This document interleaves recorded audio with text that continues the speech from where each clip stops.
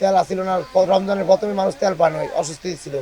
এখন সবকিছু ঠিক হয়েছে তেলের। এই সময় বিক্রিটা বেশি হয়েছে, এই জন্য কৃত্রিম একটা সংকট তৈরি হয়েছে। এখন মোটামুটি পাচ্ছি আর কি, ওরকম বেশি না, মানে তাও হাই দাম দিয়ে কিনতে হচ্ছে। রোজার প্রথম দিন এবং রোজার আগের থেকে বাজার তেলের একটু ক্রাইসিস ছিল। তো রোজার পরে দুইটা তিনটা তাই জড়িয়ে এখন রোজায় তেল অ্যাভেলেবেল আছে কারণ বাজারে। এই যে তেল দেখেন, এই যে সাজায় রাখছি, এখন কাস্টমার নাই। এই যে তেল সাজায় রাখছি, ওনার কোনো ক্রেতা নাই, কোনো কাস্টমার নাই। কিন্তু কয়দিন সংকট আছিল এবং কি বিক্রিও বেশি আছিল, এই জন্য তেল আইসা তুলায় নাই। তো এখন বিক্রি যাতে একটু ড্যাম হয়ে গেছে, কম হইতেছে, তো এখন মাল অ্যাভেলেবেল আছে। এখন কারেন্ট বাজার তেলের কোনো অভাব নাই। সংকট এটা বিক্রির কারণে হয়েছে, যা ধারণা যে সংকট এরকম যদি থাকতো তাহলে কিন্তু সংকট হইতো না।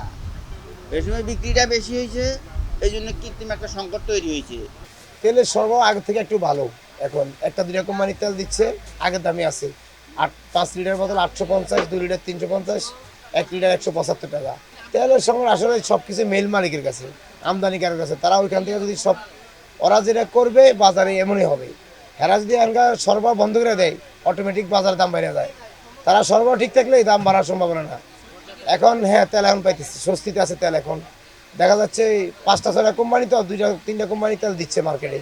তেল আমরা কালকেও তেল পাইছি, আজকেও তেল পাইছি। এটা আসলে যদি মেল মালিক, যদি আমদানিকারক যদি তেল বন্ধ করে দেয়, তাহলে আবার সংকট দেখা দিব।